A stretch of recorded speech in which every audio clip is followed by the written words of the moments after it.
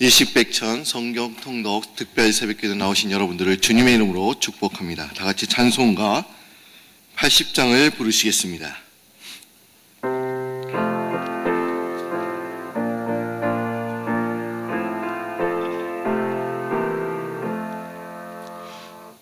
전지에 있는 이름 중 귀하고 높은 이름 주 나시게 전 지으신 우주의 이름 예수 주 앞에 내가 엎드려 그 이름 찬송함은 내 귀에 들린 말씀 중 귀하신 이름 예수 주 십자가에 달릴 때 명패에 쓰인 대로 저 유대인의 왕이요 오 우리 왕이시라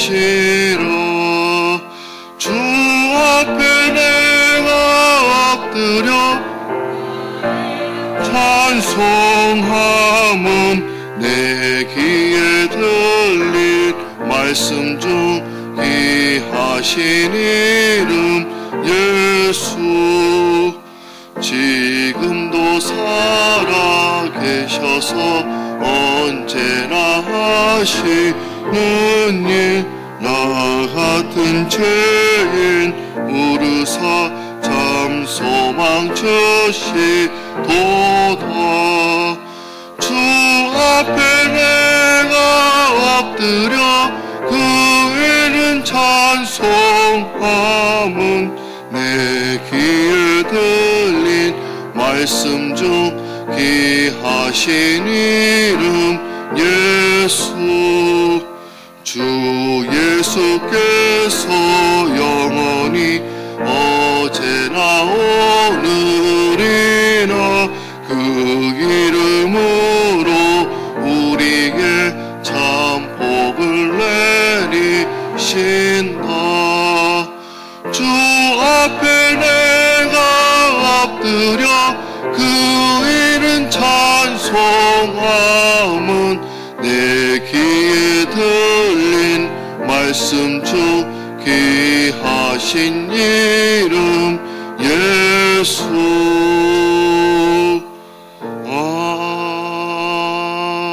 아멘. 이 시간에는 한정진 지사님 나오셔서 예배를 위해서 기도해 주시겠습니다.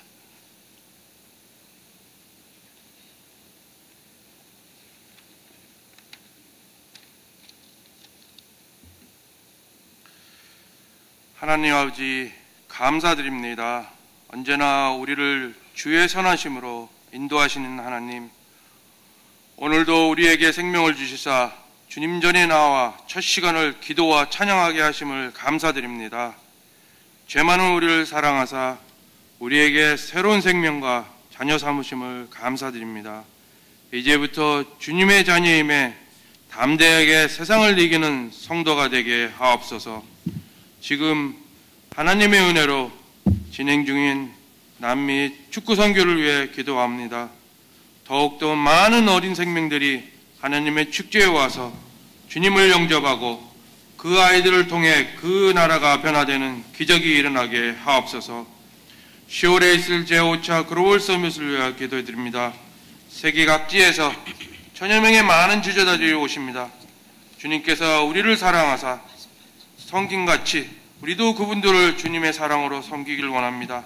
그리하여 주님을 사랑을 듬뿍 받아 각 나라를 변화시키는 지도자가 되게 하옵소서. 오늘 말씀을 전하시는 목사님을 위해 기도드립니다. 성령의 충만과 건강을 주시옵고 오늘 우리에게 주시는 말씀이 오늘도 승리하게 하는 힘이 되게 하옵소서. 새벽제단을 섬기는 성도님 한 분 한 분 가정과 사업과 건강과 자녀 위에 하나님의 축복을 주옵소서. 이 모든 말씀 살아계신 주 예수 그리스도의 이름으로 감사기도합니다. 아멘.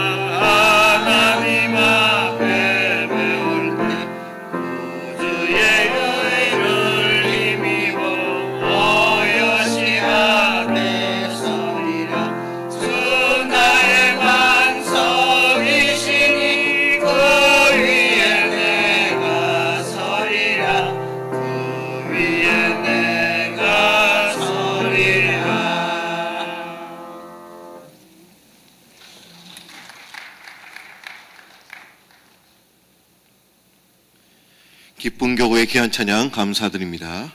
오늘 통독할 본문 말씀은 누가복음 2장입니다. 누가복음 2장 1절부터 52절까지의 말씀입니다.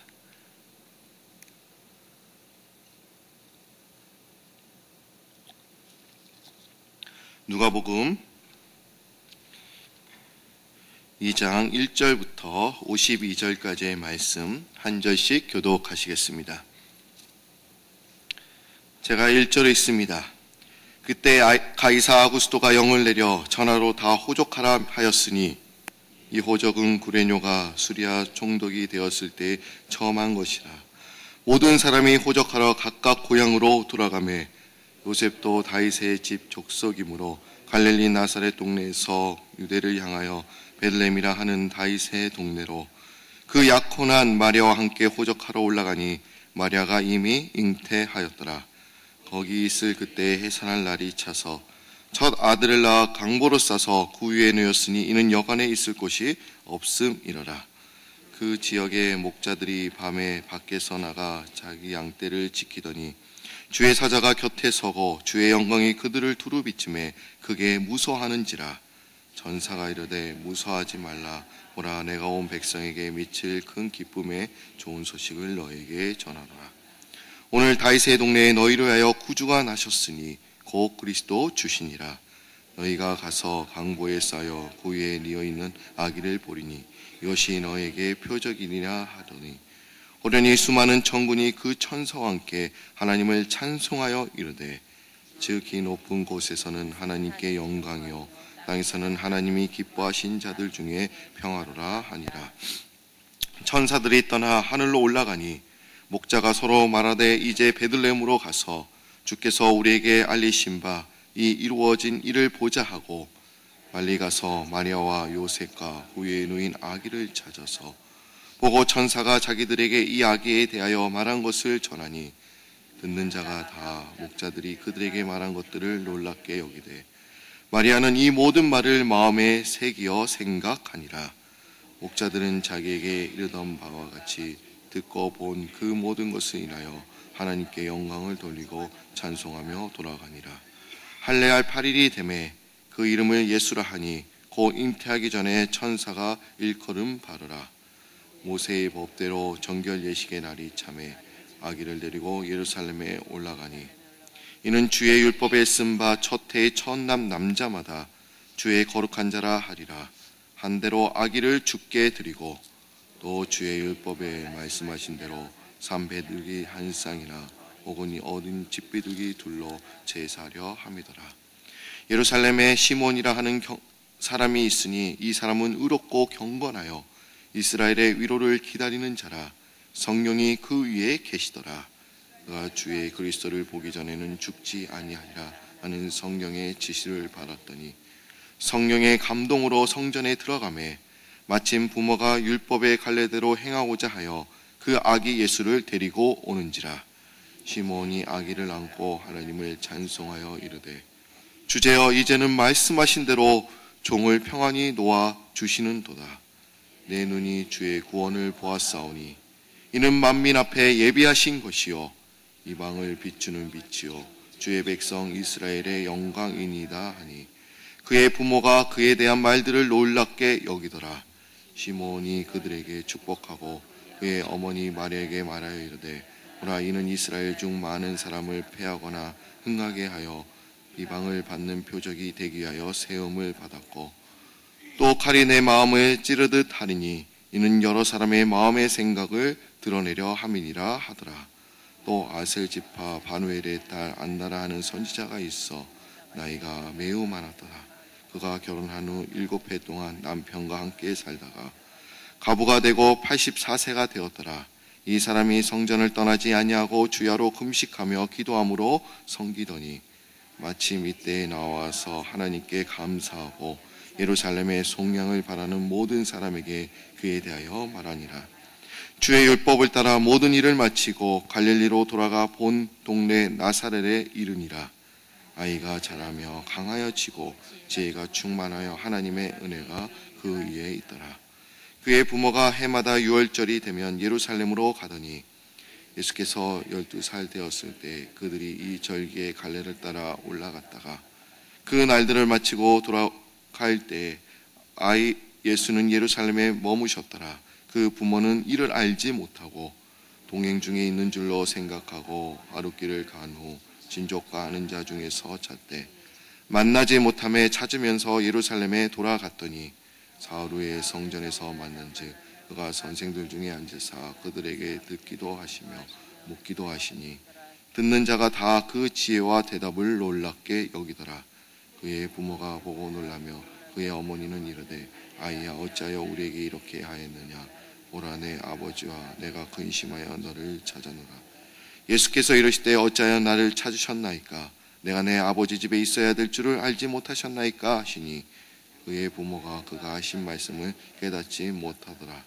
예수께서 함께 내려가서 나사렛에 이르러 순종하여 받드시더라. 그 어머니는 이 모든 말을 마음에 두니라. 예수는 지혜와 키가 자라가며 하나님과 사람에게 더욱 사랑스러워 가시니라. 아멘. 어저께는 네 번째 경기 바르키시메토에서 경기가 있었습니다. 얼마나 많은 아이들이 왔는지 그 스테디움에 꽉 찼다고 합니다. 32,000명의 아이들이 몰려들었고 또한 그곳에서 많은 아이들이 예수 그리스도를 또 복음을 접하고 또 기쁘게 돌아갔다는 얘기를 접했습니다. 이제 다음 주에는 5번째 경기가 또 월요일부터 이제 시작이 됩니다. 메리나에서 이제 있고요. 이제 목요일에는 산크리스토발에서 또한 있게 됩니다.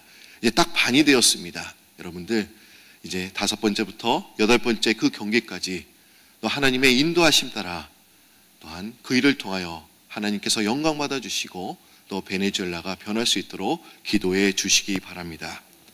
명설교가인 하워드 존스 목사님은 이런 얘기를 한 적이 있습니다. 그의 큰 아들이 갑자기 교통사고로 죽었다고 합니다. 그의 성탄절이 가까운 어느 날 저녁 식사에서 이제 둘째 아들이 이렇게 이야기를 합니다. 형이 하늘나라에 가서 처음 크리스마스를 지내겠지. 그 크리스마스란 어떨까? 그런데 이 말을 듣고 막내 아들이 이렇게 대답을 합니다. 바보 같은 소리. 하늘나라에는 예수님과 함께 있으니까 날마다 크리스마스가 될 거야. 그런데 이 존스 목사님은 이 막내 아들이 한 말을 듣고 주님께서 주신 위로의 말씀이구나 하면서 큰 힘을 얻었다고 합니다. 성탄절이 지난지 크리스마스가 지난지 이제 한 달이 되었습니다. 여러분, 성탄절은 어떤 날입니까? 하나님의 아들이신 예수님께서 육신의 몸으로 태어나신 날이 성탄절입니다. 제가 왜 성탄절이라는 말씀을 드릴까요? 오늘 본문 말씀이 또한 예수님의 탄생에 대해서 말씀하고 있습니다. 또한 제목도 나와 있어요. 특별한 크리스마스. 과연 오늘이 크리스마스 어떤 연관성이 있을까? 한번 생각해보는 여러분들이 되시기를 바랍니다. 여러분들은 몇 번째 성탄절을 보내셨습니까? 저는 지금 이제 3학년이니까 이제 30번 이상 성탄절을 보냈습니다. 여러분, 성탄절이라고 하면 떠오르는 단어가 무엇입니까? 예수를 잘 믿는 사람들은 아기 예수님이 또한 생각이 납니다. 그리고 마곡간이 생각이 나고요. 또 무엇이 생각나십니까? 동방박사, 그리고 목자, 그리고 별, 아니면 크리스마스 트리, 그리고 선물, 아마 산타크로스가 아마 생각이 날 것입니다. 저에게 있어서 어렸을 때의 이 성탄절은 선물을 받는 날이었습니다. 저나 여러분들도 마찬가지일 것입니다. 근데 이제 제가 유스그룹, 이제 청소년기에 되었을 때는 이제 받기만 했는데 그날은 또 주기도 했습니다. 아마 여러분들도 다 기억하셨을 거예요. 선물을 다 준비해서 이제 뽑기를 해서 이제 주고받는 날이기도 했습니다. 근데 저희 중고등부 학창시절 때에는 크리스마스 이브에 락긴, 올라이트를 했습니다.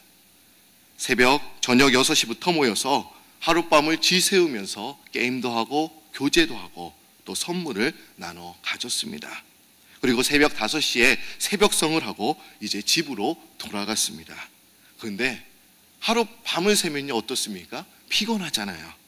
그래서 저는 집에 가서 그냥 눈만 감았다고 생각을 했는데 눈을 떠보니까 이제 성탄절인데 오후 2시가 넘은 것입니다. 저는 잠시 눈만 감았는데 9시간 이상 잠을 잔 겁니다. 큰일 났습니다. 얼마나 정신없이 크리스마스 이브 때 놀았는지 그 다음날 못 일어날 것입니다. 근데 제가 못 일어나서 성탄절 예배에 못 나간 것을 저희 아버님이 아시게 되셨습니다. 그때 얼마나 아버님께 혼이 많이 났는지 몰라요. 그 중요한 날 절기 때는 꼭 참석해야지. 제가 주일날이요 빠진 적이 없어요. 근데 그날에 제가 딱 빠졌습니다. 근데 그것뿐만이 아닙니다. 저희 아버님이 또 목사님이셨기 때문에 제가 성탄절에 못 나가신 것을 저뿐만 아니라 다른 아이들도 저처럼 못 나갔을 것이라고 생각하시고 그 다음에 크리스마스 이브 락긴을 없애버리셨습니다. 저 때문에 교회에서 흘렀던 역사와 전통이 끊어진 것입니다. 이제 없어진 것입니다. 제 후배들에게 얼마나 미안했는지 모릅니다. 근데 오늘 본문 말씀을 보시면 이제 마리아가 해산할 때가 가까웠을 때 가이사 아구스토가 로마 식민지 통치하에 있는 모든 나라 사람들에게 호적 등록을 다시 하라고 명령을 내렸습니다. 아마 호적 등록을 명한 것은 세금을 얻기 위해서, 군인을 뽑기 위해서 아마 이렇게 명령한 것일 가능성이 높습니다. 어쩔 수 없이 이 마리아는 무거운 몸을 이끌고 남편 요셉의 고향인 베들레헴으로 이제 내려가게 되었습니다. 오늘 본문 말씀 7절 말씀을 한번 보시면 마리아가 어떻게 아기 예수님을 낳았는지 이제 설명하고 있습니다. 누가복음 2장 7절 말씀이죠. 첫 아들을 낳아 강보로 싸서 구유에 누웠으니 이는 여간에 있을 곳이 없음이로다. 예수님께서 태어나신 곳이 과연 어디입니까? 여기서 보시면 예수님께서 구유에 누우셨다라고 기록되고 있습니다. 이 구유는 여물통이라고 이야기를 하죠. 아마 그 당시에는 아마 병원이 없었을 것입니다. 아마 예수님은 베들레헴의 어느 여관이나 또 가정집 안방에서 태어난 것이 아니라 마구간에서 태어나셨습니다. 소나 말들을 기르는 곳, 그 비천한 곳에서 태어나셨습니다. 말의 밥통이 예수님의 침대셨습니다. 그럼 왜 예수님은 마구간에서 태어나셨을까요? 여러분들 한번 생각해 보시기 바랍니다. 왜 예수님께서 마구간에서 태어나셨을까요? 하나님의 아들이시고 이 세상의 주인이시고 주권자이신 이 아들이신 예수님께서 이렇게 초라하신 모습으로 태어나신 이유가 무엇입니까? 아마 그것은 하나님의 아들이 마구간에서 내려가셨다면 이제는 못 가실 곳이 없다라는 것입니다. 아마 태어나실 때부터 가장 밑바닥을 경험하셨으니 어디든 못 가시겠습니까? 지금 예수님은 태어나셨을 때부터 밑바닥을 경험하셨다는 겁니다. 예수님께서 이 땅에 오신 목적이 무엇입니까? 누가복음 4장 18절에서 19절의 말씀을 보시면 너무나 이렇게 분명히 말씀하고 있습니다. 주의 성령이 내게 임하셨으니 이는 가난한 자에게 복음을 전하게 하시려고 내게 기름을 부으시고 나를 보내사 포도된 자에게 자유를, 눈먼 자에게 다시 보게 함을 전파하며 눌린 자를 자유롭게 하고 주의 은혜를 전파하게 하려 하심이라. 예수님께서는 아무런 부족함이 없는 사람들 위하여 오신 것이 아니라 가난한 자, 포로된 자, 눌린 자, 그리고 눈먼 자를 위해 오셨다는 것입니다. 예수님께서는 태어나시면서부터 가장 밑바닥의 인생을 체험하셨기 때문에 언제나 가난하고 병들고 소외된 자를 찾아다니실 수 있으셨던 것입니다. 우리가 밑바닥의 인생을 경험해봐야, 고난을 경험해봐야 지금 고난당하고 있는 자들을 우리가 이해할 수 있습니다. 그러기에 예수님은 이 마국간 천한 곳에서 태어나셨다라는 것입니다. 또한 왜 예수님은 마국간에서 태어나셨을까요? 여러분, 지금 마국간에서 잔다고 한번 여러분들이 생각해 보십시오. 편히 잘 수 있을까요?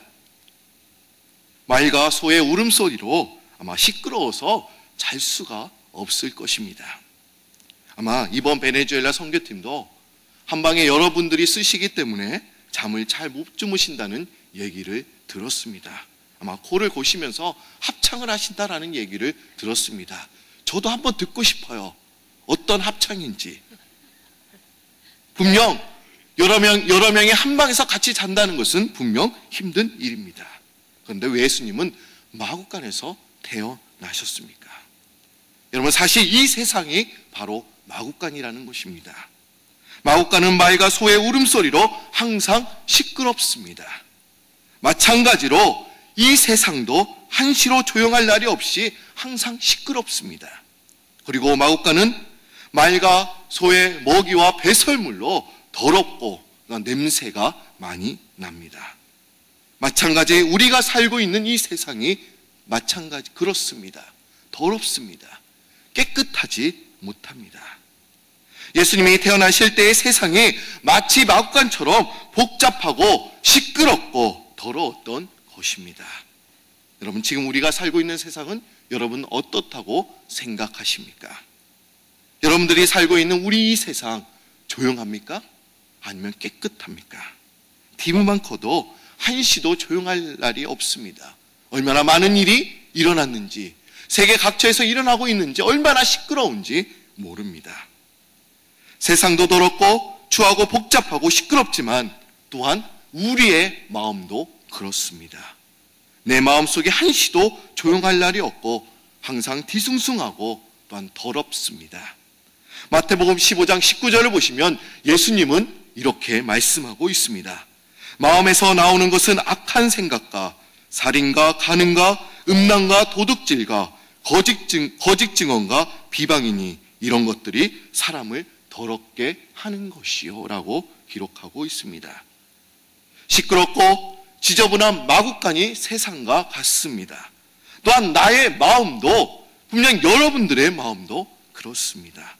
즉 나의 삶이, 우리의 삶이 마국간이라는 것입니다. 어떤 분들은 방을 제대로 치우지 않아서 마국간에서처럼 사는 분들도 계십니다. 나의 삶이 마국간 같아서 하루도 평온할 날이 없고 시끄럽고 지저분하고 더러운 것들로 가득 차서 사시는 분들도 계십니다. 그럼 우리가 마국간 같은 우리의 삶을, 우리의 마음을 어떻게 하면 깨끗하게 지으면서 살 수 있을까요? 그 방법은 오늘 본문 말씀에서 간단히 한 단어로 말씀하고 있습니다. 예수님께서 가장 비천한 마국간에 오신 것처럼 우리의 삶에, 우리의 마음에 예수님이 오시면 우리는 깨끗해질 수 있습니다. 예수님이 오셔야 우리는 깨끗하게 살 수 있다는 것입니다. 더럽고 추한 이 어지러운 세상에 예수님께서 오시면 이 세상은 평온할 뿐만 아니라 평화로운 그런 세상에 우리가 살 수 있습니다. 예수님께서 오시면 이 더러운 마국간도 별 5개가 달린 호텔의 스위트 룸보다 더 평안히 우리가 쉴 수 있는 것입니다. 예수님께서 오시면 이 마국간이 천국으로 변할 수 있습니다. 여러분들이 예수님을 믿기 전에는 이 성탄절이 어떤 날이었습니까? 그냥 성탄절은 그저 노는 날, 쉬는 날, 아마 이런 날로 여러분들이 여겼을 것입니다. 쉬는 날 이상의 별 의미가 없었을 것입니다. 아마 올해 새해 예수님을 믿는 분들도 분명 계실 것입니다. 아마 이번 다가오는 성탄절, 많은 날이 남아있지만 아마 그 성탄절이 처음 맞게 될 것입니다. 그럼 오늘 말씀을 통해서 우리가 깨달아야 할 영적의 메시지가 과연 무엇입니까? 우리가 어지럽고 시끄러운 세상에서 살고 있을지라도 앞날의 희망과 소망이 보이지 않을지라도 예수님만을 모시고 살아간다면 매일매일이 성탄절이 되는 줄 믿습니다. 12월 25일이 성탄절만이 아니라 오늘도 성탄절이고 또 내일도 성탄절이고 또 그 다음 날도 성탄절이 되는 줄 믿습니다. 여러분, 성탄절은 예수님께서 우리와 함께 계시려고 오신 날입니다. 우리가 항상 동행하고 있기 위해서 오신 날이 성탄절입니다. 그리고 우리가 그 예수님을 모시고 살아가는 그날이 성탄절입니다. 저는 영화 보는 것을 참 좋아합니다. 근데 미국에 와서는 별로 볼 시간이 없습니다. 근데 제가 10년 전에 한국에서 이런 영화를 본 적이 있습니다. 여러분들도 보신 분들이 많이 있을 거예요. 한석규 씨와 심은하 씨가 출연한 그런 8월의 크리스마스라는 영화입니다.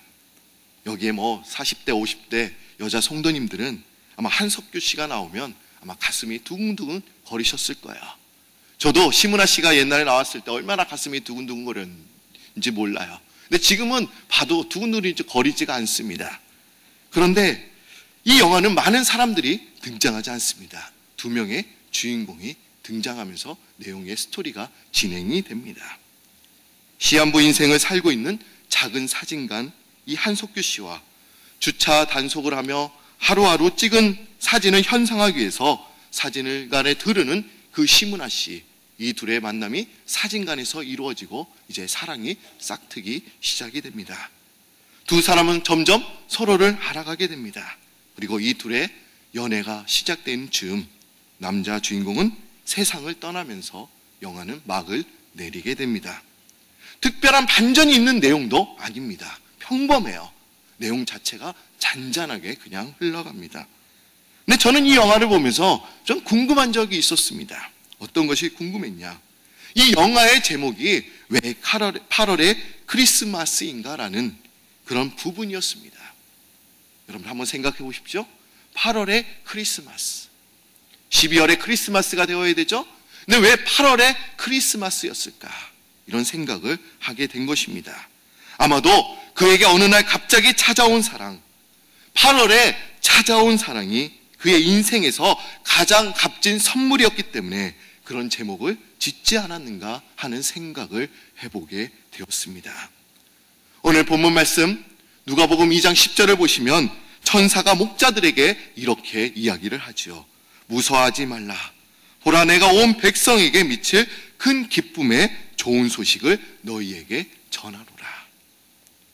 예수님께서는 마국간에서 태어나셨지만 그 사건이 큰 기쁨의 좋은 소식이었습니다. 여러분, 우리는 예수님이라는 그런 선물을 우리가 받았습니다.